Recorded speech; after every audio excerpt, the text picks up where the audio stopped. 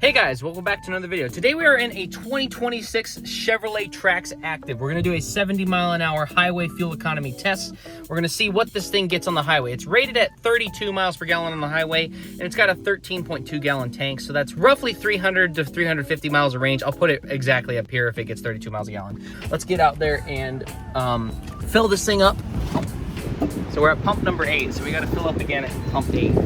So we'll let it go until it stops, and then what you're supposed to do is let it sit for like 30 seconds, and then you do it again, and then once it clicks, it's full. 3.999. So just give it like 30 seconds, and then we'll do it. There you go. 4.128 gallons for the first fill. So we're gonna set it to 68 degrees on automatic. We're gonna go into the trip menu, do trip 1, reset, and then I'm gonna reset this fuel economy. We're gonna do probably 20 miles out and then 20 miles back. We're gonna pull onto the highway. We're gonna do 70 mile an hour. We're gonna verify that with the GPS speedometer just to make sure the car is not under-reporting the speed, like you're going faster than the car thinks you are. So we'll verify that, and then we'll set cruise at 70. I'm gonna use manual cruise just so it doesn't slow down for people, because you don't want it to affect the result. And when we're merging, I'm not gonna like give it too much gas, because people wouldn't really do that if you're trying to get good gas mileage. So I'm just gonna accelerate like a normal person would. So just giving it like a third throttle, not a whole lot. So we're just gonna get up to speed. Let me see if I can change the cruise mode to manual. There we go, regular cruise available. And Chevys, they typically have pretty accurate speedometers, so it shouldn't be too far off. I will check the wind in a second. Obviously, we're doing a loop style test, so you go there and back, so the wind is counteracted. And then we're just gonna cruise down. I'll catch you guys at the turnaround point. We'll see what our MPG is calculated by the car at the turnaround point, and then we'll come back this way, fill it back up, and see what the number is.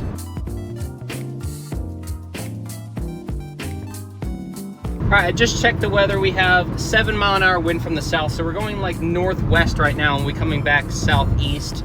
So it's gonna be kind of a crosswind, but 7 miles an hour shouldn't make too much of a difference. It's 92 degrees outside. It's partially cloudy, which helps with the AC load. I verified the speed. We're doing exactly 70, which is good. GM usually has really accurate speedometers. Traffic's not the best. It's a little heavy right now, but it should get better as we go this direction.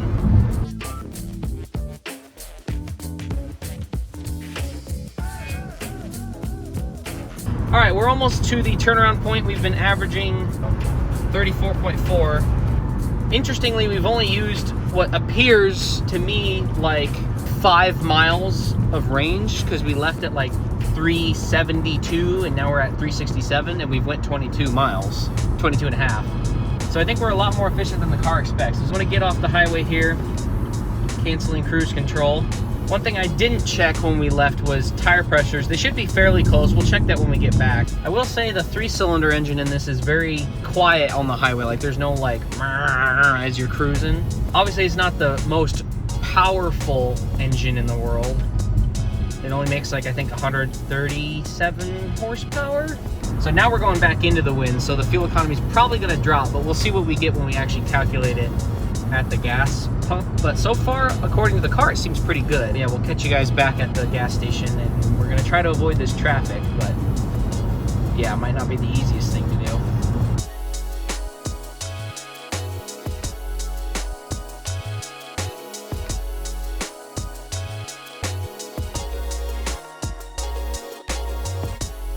All right, we're almost to the exit. We have done 44.8 miles, 32.2 miles a gallon according to the car. We now have 342 miles of range left. I'll have to check the footage and see what it was at the very beginning when we left, but the car's quiet, powertrain's very smooth. You don't really feel much when you're just cruising. And so far it seems like it's getting almost exactly what the EPA fuel economy number is, which is 32. I'm gonna cancel cruise here. Pop off, we're gonna go up to the same pump and fill it back up with the same double click method, I guess you could call it, same procedure. And then we'll see how many gallons we put in relative to how many miles we did. And then we'll calculate the MPG. So if we did 45 miles to get 32 miles a gallon, it should be like 1.4 gallons-ish. So we'll see what the 1.2 liter 3-cylinder gets us for fuel economy. Honestly, the engine matters less. I think actually the shape and the arrow of the car matters more most of the time. Which one is pump 8? Of course, it's the one that this Jeep is at, but I'll have to go around and use the other side. I guess it'll be a different pump, but they all should be calibrated very similarly. So this is pump number 9, so it is a different pump, but we're working with what we got. So let's park, come in here. 32 point, well, it said 32.3 until we idle a little bit. So we'll take 32.3 as the car number. 46.5 miles. Fill it up, we have 340 miles of range left. And then this says, so you were right, it's 35 front, 32 rear pressure. So front tires are pretty spot on in terms of pressure. They were at 37. The rears are a little overinflated, but it shouldn't matter too much. Oh, this one don't have the spring on it. Yeah, but that's roughly the same spot. So we'll fill it up. Oh, try again. There's no way you'd only put in that much. There we go, let it sit for a second. Although I feel like that little bit we put in before might have messed it up. So we'll save that as one number and then we'll do both just to see. 1.8, because that seems like way too much. Well, I'm thinking because it wasn't as far in yeah, because of this. Because the other one had a spring on it. So maybe we should take 1.49. Yeah. So let's see what we can do here. So this says 396 miles now, which is definitely more than when we filled it up before.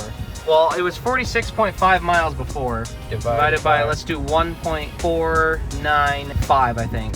So we got 31.3, which is probably not the most accurate. So the car's probably pretty close. Well, it said 32.3 before. So the car's pretty close. Well, it would be if this stupid thing wasn't in metric. And also the speedometer's in kilometers an hour now. I don't know what happened there. I just turned it off and back on again. Nothing else happened. I don't know, that was weird.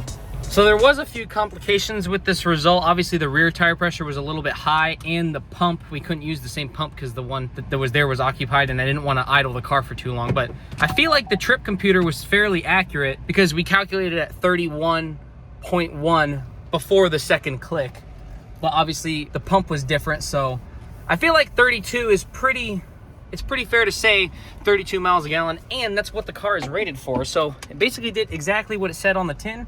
And for a 3-cylinder, that's actually not that impressive, but for the size of the car, because it's not a small vehicle, the Trax is actually bigger than a lot of the vehicles in its class. It did pretty well. Anyway, that's the end of this video. See you guys in the next one.